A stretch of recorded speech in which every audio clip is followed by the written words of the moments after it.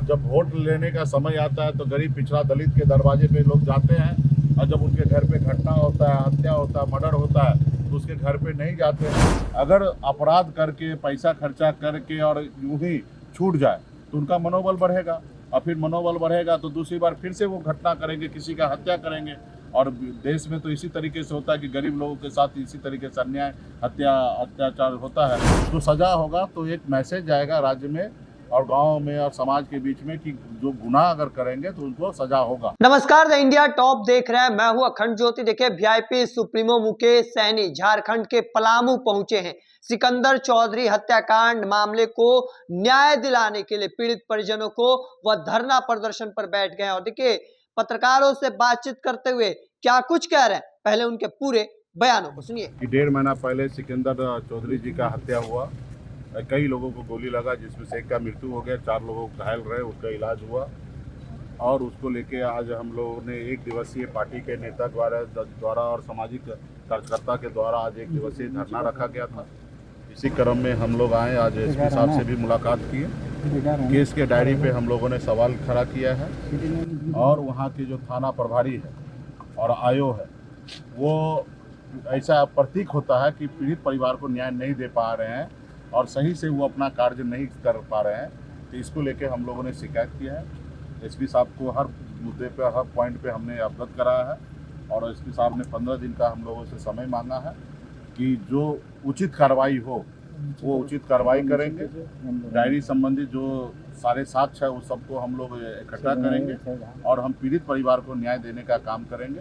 कहीं पे भी कोई गड़बड़ी ना हो, इस चीज़ का उन्होंने भरोसा दिलाया है, और मैं एसपी साहब का जो भरोसा दिलाया उस पर मैं भी 15 दिन का उन्होंने सामने स्वयं समय मांगे हैं, तो हम भी 15 दिन का इंतजार करते हैं कि एसपी साहब, हमें पूरा विश्वास है कि सरकार, प्रशासन जो है इन पीड़ित परिवार को न्याय दें। जो दोषी है उनको सज़ा मिले। मैं नहीं चाहता हूँ कि निर्दोष फंस जाए, और जो दोषी है वो छूटे नहीं। और जब दोषी अगर फंसेंगे उसको सज़ा होगा तो एक मैसेज जाएगा राज्य में और गांव में और समाज के बीच में कि जो गुनाह अगर करेंगे तो उनको सज़ा होगा। तो इससे भय होगा, और भय होने के बाद दूसरा क्राइम नहीं होगा। अगर अपराध करके पैसा खर्चा करके और यूं ही छूट जाए तो उनका मनोबल बढ़ेगा, और फिर मनोबल बढ़ेगा तो दूसरी बार फिर से वो घटना करेंगे, किसी का हत्या करेंगे। और देश में तो इसी तरीके से होता है कि गरीब लोगों के साथ इसी तरीके से अन्याय, हत्या, अत्याचार होता है। तो इसके लिए हम एसपी साहब से बात किए हैं।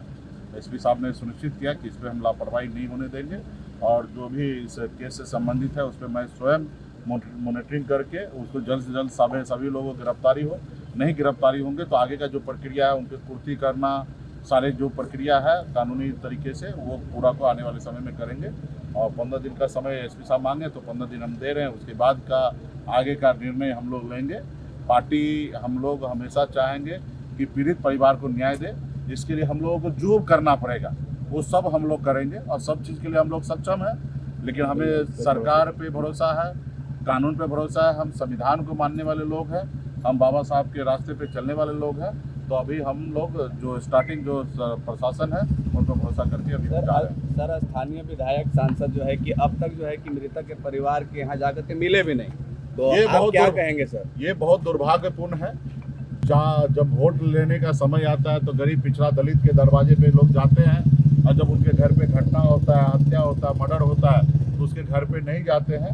तो ये तो यहाँ के स्थानीय जो वोटर है उनको समझने की आवश्यकता है कि आप कैसे जनप्रतिनिधि को जिताए हैं, सांसद बनाए, विधायक बनाए, जो आपके दुख सुख में आपके बीच में नहीं आ रहे हैं। तो इनसे उन सभी को सीखने की आवश्यकता है, और समय आएंगे तो सांसद महोदय और विधायक महोदय जी को भी बताया जाएगा कि किस तरीके से होता है। उनको किसी जात को देख के नहीं काम करना चाहिए। समाज के चाहे जिस जाति धर्म का कोई अपराधी जो है कोई उसका कोई जाति नहीं होता है।